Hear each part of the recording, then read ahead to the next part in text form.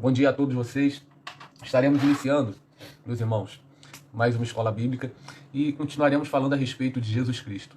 Nessa manhã estaremos falando a respeito da ascensão de Cristo. Vou repetir, estaremos falando sobre a ascensão de Cristo. Muitas pessoas não sabem do que se trata isso ou o que é a ascensão de Cristo. Quando falamos sobre a ascensão de Cristo, estamos falando sobre a doutrina que trata sobre a subida de Cristo aos céus e, vamos dizer assim, sobre a estadia de Cristo no céu. O que Jesus Cristo ele faz no céu, como é que ele está agindo, como é que ele está atuando lá no céu.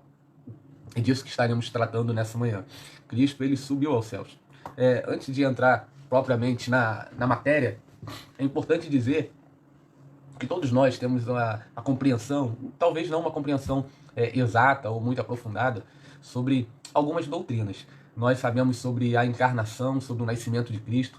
Pelo menos uma vez no ano, no Natal, por exemplo, a gente vai escutar sobre a encarnação de Cristo, sobre como o Deus Filho se tornou homem, como ele nasceu de uma virgem.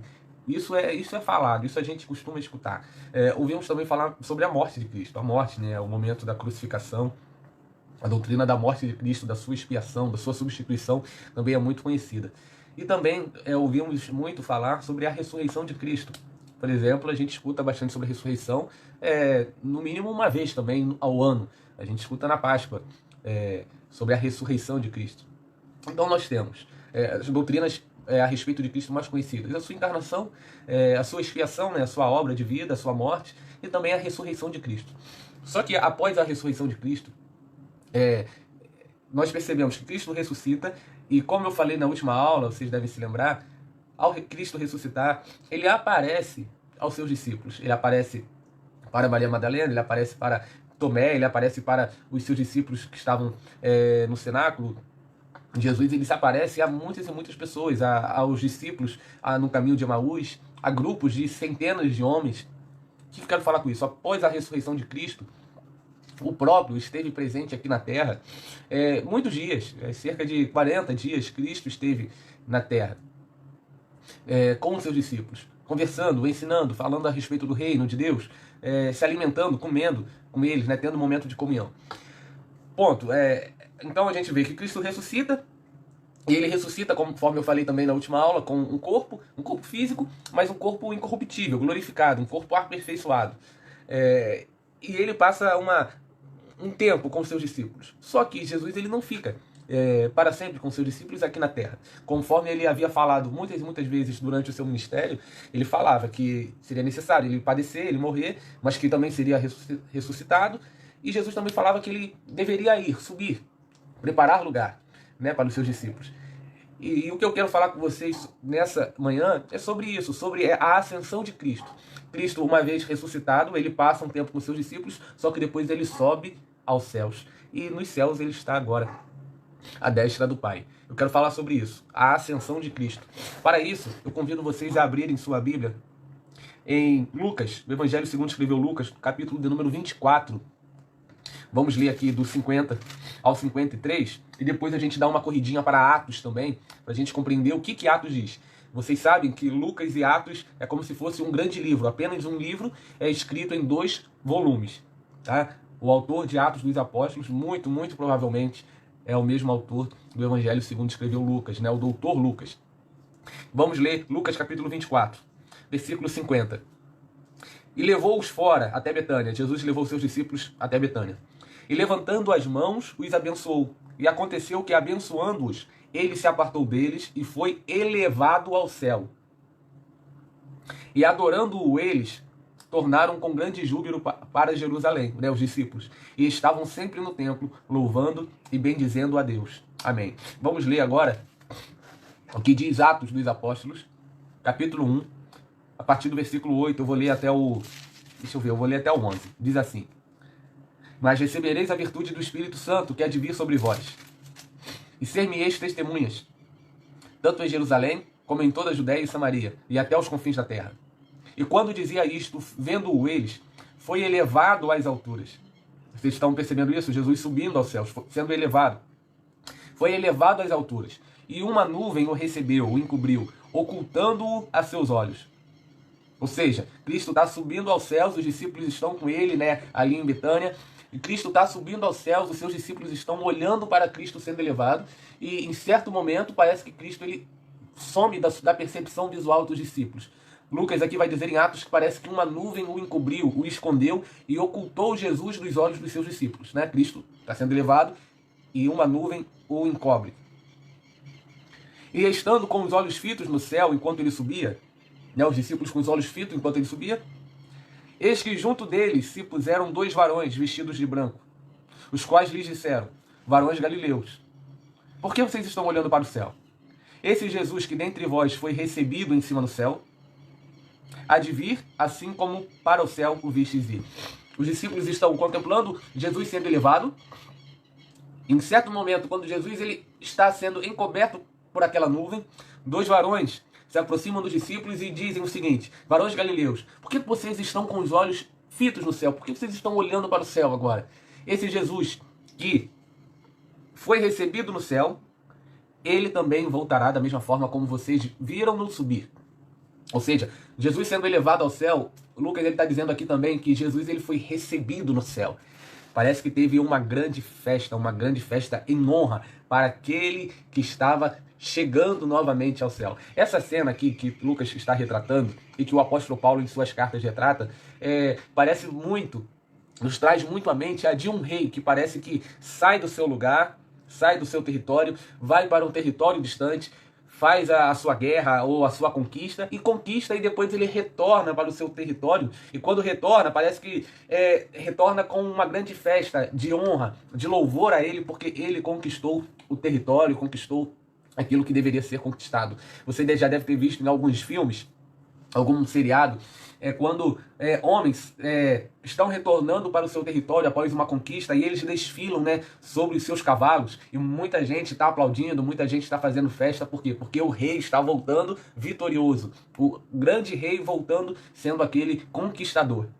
E essa é um pouco a visão que tanto Lucas quanto o apóstolo Paulo nos traz a respeito da ascensão de Cristo. Cristo sendo recebido no céu como um grande vitorioso, como o grande conquistador. Dito isso, meus irmãos e minhas irmãs, é importante dizer que a ascensão de Cristo, ela nos traz muito a questão da exaltação, da sua exaltação. A vida de Cristo, a sua encarnação, a sua vida de obediência, a sua vida em conformidade com Deus, com a palavra, com a lei de Deus, foi uma vida de muitas dores, de muitas lutas. Cristo ele foi vilipendiado, Cristo ele foi maltratado, ele foi escarnecido, ignorado. Ele foi motivo de descrédito, ele foi zombado. Homens chegaram ao ponto de dizer que Jesus Cristo ele fazia o que fazia porque tinha demônio. Cristo então ele foi maltratado, vilipendiado, ele foi injuriado. Ele foi morto, vocês sabem muito bem, morto. E essa vida, a morte de Cristo, nos remete à sua humilhação. A sua humilhação. E quando nós falamos sobre a ressurreição de Cristo, a sua vitória sobre a morte, a sua vitória sobre a dor, a sua vitória sobre o pecado, a sua vitória sobre Satanás, nós começamos a compreender que aquele Cristo humilhado agora é o Cristo exaltado e vitorioso. E a ascensão de Cristo parece que é o auge da sua exaltação.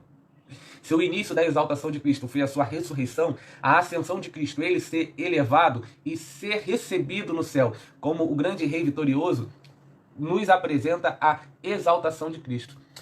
Para isso, eu gostaria de ler com os irmãos o que diz a carta de Paulo aos Filipenses. Filipenses, capítulo 2, deixa eu ler aqui, a partir do verso 5. Eu vou falar tanto da humilhação quanto da exaltação de Cristo, registrada aqui nesse hino do apóstolo Paulo. Filipenses, capítulo 2, a partir do 5, diz assim: de sorte que haja em vós o mesmo sentimento que houve também em Cristo Jesus, que sendo em forma de Deus, não teve por usurpação ser igual a Deus, mas aniquilou-se a si mesmo, tomando a forma de servo, fazendo-se semelhante aos homens. E achando na forma de homem, humilhou-se a si mesmo, sendo obediente até a morte e morte de cruz. Nós estamos falando sobre a humilhação de Cristo. Agora o apóstolo Paulo vai falar sobre a sua exaltação. Pelo que também Deus o exaltou soberanamente e lhe deu um nome que é sobre todo nome, para que ao nome de Jesus Cristo se dobre todo o joelho dos que estão nos céus e na terra e debaixo da terra, e toda a língua confesse que Jesus Cristo é o Senhor, para a glória de Deus Pai. Olha como é a exaltação de Cristo. Aquele que se esvaziou, aquele que se humilhou, aquele que tomou e assumiu a forma humana, aquele que se fez servo, aquele que morreu morte de cruz. Ele foi exaltado. Deus o exaltou soberanamente, a ponto de dar-lhe um nome que é sobre todo nome. E agora, por esse nome, e para esse nome, se dobrará todo o joelho que há no céu, na terra e debaixo da terra, e toda língua confessará que Jesus Cristo é o Senhor, para a glória de Deus Pai. Exaltação. A ascensão de Cristo, a sua elevação ao céu, a sua subida ao céu, e a sua soberania atuante agora, desde o céu, nos apresenta esse Cristo vitorioso, cheio de honra, cheio de glória e poder. Um Cristo exaltado. O nosso Cristo que ressuscitou, ele é um Cristo exaltado. Nós cantamos, te exaltamos, Senhor, mas ele já está exaltado. É óbvio que não há nenhum problema em cantar isso, né? Quando cantamos, te exaltamos, Senhor, nós estamos declarando que ele é digno de honra, de poder, que ele é sobre tudo e sobre todos. Nosso Cristo ressurreto, aquele que foi humilhado, aquele que humilhou-se a si mesmo, hoje é exaltado e tem um nome sobre todo nome. E somente a partir do nome de Cristo é possível se achegar a Deus. A doutrina da ascensão de Cristo, essa que nós estamos tratando, como eu falei para vocês, ela é o auge da exaltação de Cristo e ela é também, assim, o início da nossa glorificação. Assim como Cristo, ele subiu aos céus, e ele subiu aos céus, meus irmãos, ele não subiu apenas como um espírito, né? Como eu falei para vocês na última aula. Ele sobe com um corpo. Cristo sobe aos céus com um corpo físico, ressurreto. Mas Paulo, como assim? Que loucura. É fé. É o que a Bíblia diz. Nós vivemos pelo que a Bíblia diz. Cristo, ele ascende aos céus com o corpo. Ele está conversando com seus discípulos, ele está interagindo com seus discípulos, vai com seus discípulos até para fora, até Betânia, do momento que ele é ascendido aos céus. Ele sobe aos céus como um corpo, de tal forma que na presença do Pai, à destra do Pai, há um homem assentado ali. Há o Filho, né, o segunda pessoa da Trindade, o Deus Filho, o Todo-Poderoso, mas na presença do Pai está não apenas o Deus Filho, mas também o homem, Jesus Cristo. Aquele homem, ele está nos céus. Nos traz muita segurança para a nossa vida o fato de que agora nos céus há um homem que conhece as nossas dores, as nossas limitações, sabe como é viver nesse mundo, sabe como é viver as dificuldades desse mundo. Deixa eu falar um pouquinho mais a respeito sobre Cristo nos céus. Uma vez que ele foi ascendido aos céus, deixa eu falar um pouco sobre Cristo no céu. Cristo no céu, como eu falei para vocês, ele tem uma posição exaltada. Eu fiz a leitura de Filipenses e você percebe que agora ele recebeu um nome que é sobre todo nome. Ele tem uma posição muito mais exaltada. Isso daqui é interessante, olha só. Cristo, no momento em que ele ascende aos céus, depois do seu ministério aqui na terra, da sua obra aqui na terra, ele recebe muito mais autoridade do que ele tinha antes de vir à terra, do que antes de assumir a forma humana. Quando ele ascende aos céus, além de ele ascender ao céu, sendo o próprio Deus, ele ascende também sendo o Salvador da humanidade, o Salvador do mundo. Isso é importantíssimo. Cristo, ele sobe agora aos céus como aquele que concluiu a obra de redenção.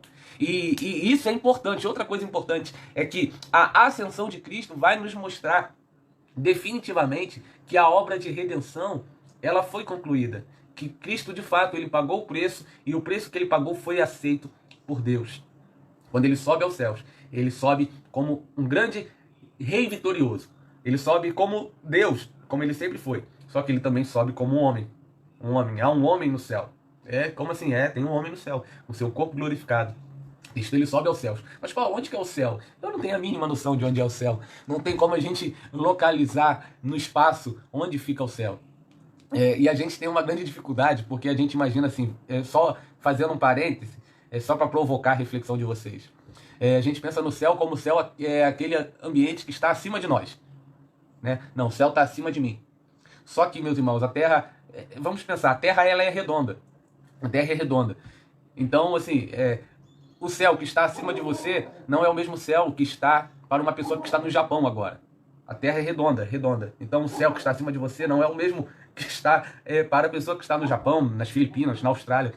Tá? Não, eu estou falando isso só para ilustrar que é impossível ao homem dizer fisicamente, apontar as coordenadas, né, a latitude, longitude do céu. Não há como. Mas sabemos que Jesus, ele foi para um lugar e ele foi recebido nesse lugar. Ele, ao ser recebido no céu, ele se assenta à destra de Deus, à destra do Pai. Jesus, ele tem uma posição de honra no céu. E agora ele tem autoridade não apenas sobre tudo que ocorre aqui na terra, mas também sobre tudo que ocorre no céu. Ele tem domínio e poder e autoridade sobre potestades, anjos. Ele tem autoridade sobre as forças, sobre a natureza, sobre nossas vidas. Ele assenta à destra do Pai. E quando ele assenta à destra do Pai, parece que ele cumpre-se, né, o que tantos e tantos salmos, tantas e tantas profecias falaram a respeito de Jesus. Que ele se assentaria à destra de Deus. Que o grande rei, o poderoso, estaria assentado à destra do Pai. E Jesus Cristo, minha irmã e meu irmão, agora ele está nessa posição de honra junto ao Pai, assentado, como se fosse um grande regente do mundo e do universo. É importante dizer também, e agora eu gostaria de ler com vocês, Hebreus capítulo 2, versículo 8. Hebreus capítulo 2, versículo 8. Eu falei aqui, só nessa aula, nesse tempo que a gente está passando aqui, eu estou falando constantemente sobre essa posição elevada de Cristo. Ele ascende aos céus e ele assume uma posição muito mais elevada e eu falei agora que ele está assentado à destra do Pai e que todo domínio, toda autoridade está sob a sua mão, sob a sua pessoa. Só que dizer isso gera uma complicação para nós, uma complicação existencial, vamos dizer assim. Por quê? Porque a gente pensa, cara, Cristo ele ascende aos céus, ele está no trono, está sentado à destra do Pai, tem toda a autoridade, e como tanta catástrofe continua acontecendo? Como tanta maldade continua acontecendo? Tanta coisa ruim que continua acontecendo? Como é que Cristo, a Bíblia vai me dizer que ele tem toda a autoridade, todo o domínio, um nome sobre todo nome, domina sobre todas as forças. Como tanta coisa ruim ainda continua acontecendo? Gera uma complicação. A gente às vezes fica tentando justificar Deus, tentando defender Deus. E o autor de Hebreus ele vai nos dar uma pista, né? Se não uma pista, ele vai nos dar um motivo para confiar. Hebreus capítulo 2, no versículo 8. Ele vai dizer o seguinte, olha só. Todas as coisas Todas as coisas lhe sujeitaste debaixo dos pés. Ora, visto que lhe sujeitou todas as coisas, nada deixou que lhe não esteja sujeito. Olha só o que o Hebreus está falando. Todas as coisas estão sujeitadas a Cristo. Ele tem domínio sobre todas as coisas. Ele vai continuar no versículo 8 do capítulo 2. Mas agora, ainda não vemos que todas as coisas lhe estejam sujeitas. Não é isso, a verdade não é essa. Todas as coisas estão sujeitas a Cristo. Tudo está sob o seu domínio. Só que como diz aqui Hebreus 2:8, ainda não vemos que todas as coisas estão sujeitas a Ele. É verdade. A percepção nossa, a nossa percepção do mundo, a percepção da vida, da existência, é que parece que ainda todas as coisas não estão sujeitas a Cristo. Por quê? Porque muita coisa parece estar fora de controle, desgovernada, sem sentido, muita coisa absurda acontecendo. E aos nossos olhos, a gente percebe o que está sendo escrito aqui na carta aos Hebreus. Parece que todas as coisas ainda não estão sujeitas. Só que eu gosto desse ainda. Eu gosto desse ainda. Porque esse ainda do versículo 8 do capítulo 2 de Hebreus vai nos dizer que em um momento, em uma hora, todas as coisas estarão alinhadas. Todas as coisas estarão definitivamente sob a sua autoridade, sob a sua sujeição. É importante dizer, meu irmão, que o livro do Apocalipse, ele vai nos apresentar o Cristo que está no seu trono. O Cristo que tem o controle do universo. O livro do Apocalipse vai nos mostrar que o Cristo que subiu aos céus, ele não está alienado das coisas que está acontecendo na terra.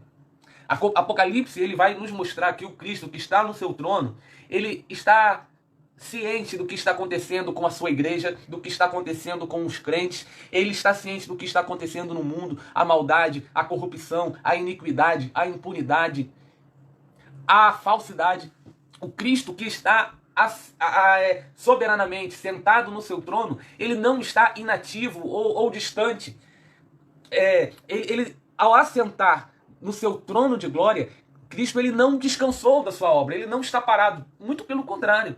Ele está atuando e contemplando tudo aquilo que está sendo feito na terra. O livro do Apocalipse é para nos mostrar isso. Olha só. Tenha esperança no coração de vocês, porque esse Cristo que subiu aos céus está assentado no trono e ele sabe de tudo que está acontecendo na terra. Ele está sabendo de tudo o que está acontecendo com a vida de cada um, seja a injúria, a perseguição, seja a dor, tristeza, ele sabe de tudo. Ele sabe sobre quem continua fiel, ele sabe sobre aqueles que estão se desviando, ele sabe de tudo. Ele sabe de tudo. E o livro do Apocalipse vai nos mostrar que esse Cristo que está no trono e que sabe de tudo, um dia ele virá para acertar as contas, para colocar as coisas no seu devido lugar. Por quê?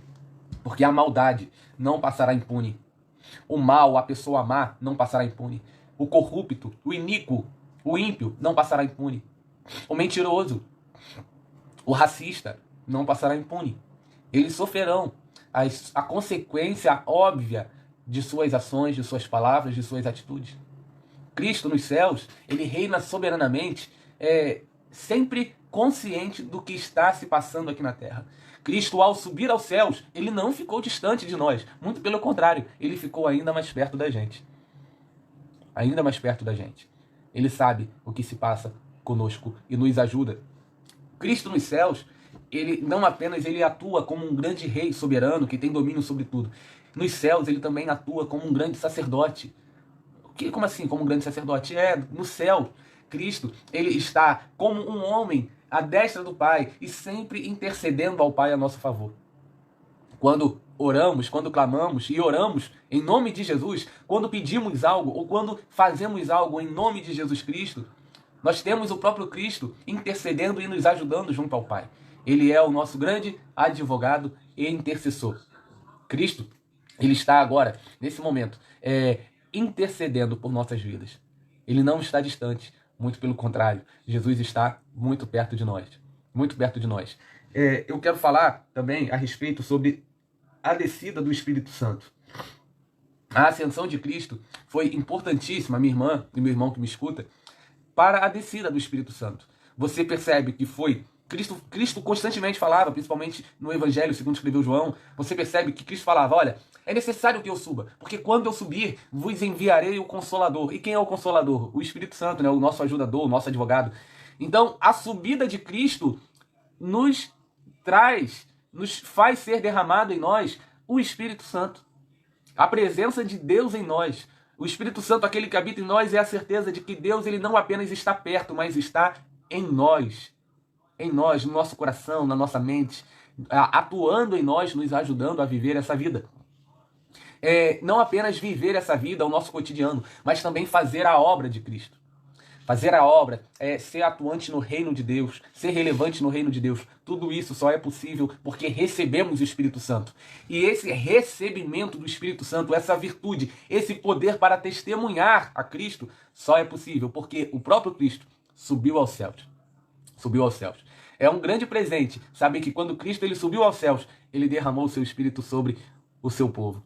Estamos agora com o Espírito Santo em nós. Temos em nós a presença do próprio Deus. Do próprio Deus. Deixa eu ler com vocês Atos, capítulo 2. Atos, capítulo 2. Versículo 33. Atos 2, versículo 33. Diz assim, olha. De sorte que, exaltado pela destra de Deus, e tendo recebido do Pai a promessa do Espírito Santo, derramou isto que vós agora verdes e ouvis. Ou seja, aquele Cristo que foi exaltado pela destra do Pai, recebeu a promessa do Espírito e recebeu o Espírito Santo. O apóstolo Pedro aqui está falando, né, sobre o Pentecostes, e muita gente perplexa pelo que está acontecendo ali em Pentecostes, e as pessoas querendo uma explicação. O que é isso que a gente está vendo? No Espírito Santo, as pessoas falando em outras línguas, e Jesus Cristo ele fala, olha só, aquele que subiu aos céus, recebeu do Pai o Espírito Santo e derramou sobre o seu povo. Recebeu sobre nós. Ao termos Cristo em nossa vida, estamos com o Espírito Santo em nós. Tá? Estamos com o Espírito Santo em nós. E é esse Espírito que fortalece para a nossa vida e também nos fortalece para viver a obra de Deus, para fazer a obra de Deus. Me dá o teu feedback aí, o que você está achando. Eu acredito que de todas as nossas lições, essa, eu acho que eu não tenho dúvida, talvez eu possa estar enganado, mas acredito que essa seja a mais difícil de entender. E a mais difícil de entender, meu irmão, por quê? Porque é a doutrina, conforme eu falei lá no início da aula, é a doutrina que a gente menos escuta. Tá? Talvez você nunca escutou sobre isso, talvez você nunca ouviu uma pregação sobre isso. Então, por a gente não escutar, não ser habituado a falar sobre a ascensão de Cristo, sobre o seu papel, sobre os seus ofícios, sobre o que Jesus está fazendo no céu, sobre como Jesus está no céu, se torna uma dificuldade, às vezes, a gente ouvir uma aula dessa categoria, tá? Mas acredito que é fundamental. Acredito não, tenho a certeza de que é fundamental para os nossos corações e para a nossa vida.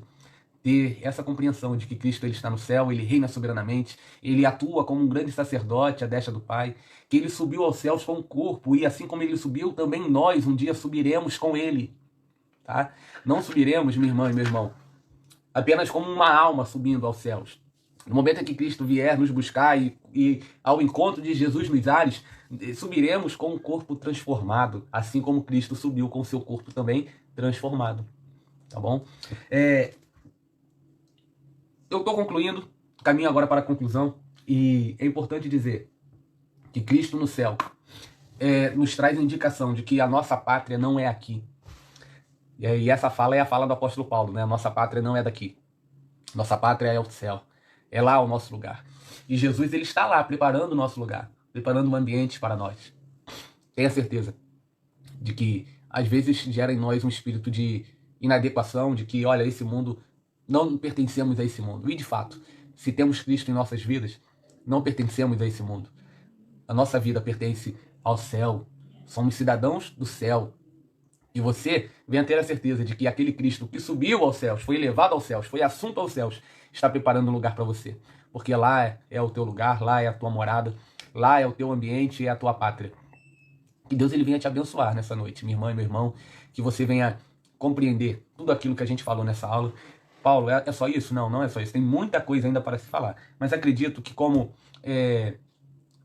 o primeiro encontro nosso, talvez teu, com esses temas que foram tratados hoje, eu acho que é o suficiente, tá? Para você compreender, para você entender e também para você amar mais a Deus, se apaixonar mais a Deus. A intenção das aulas, a intenção de uma escola bíblica não é apenas nos dar mais conhecimento, não é apenas nos dar mais informação. Não, mas é nos fazer amar mais a Deus. Se o nosso conhecimento, se todo o nosso estudo, né, irmão e irmã, não nos faz amar mais ao Senhor, parece que esse estudo é inútil, tá? Que o conhecimento que a gente adquiriu nessa manhã seja um motor, né, para fazer com que a gente se apaixone mais pelo Senhor e obedeça mais a Ele.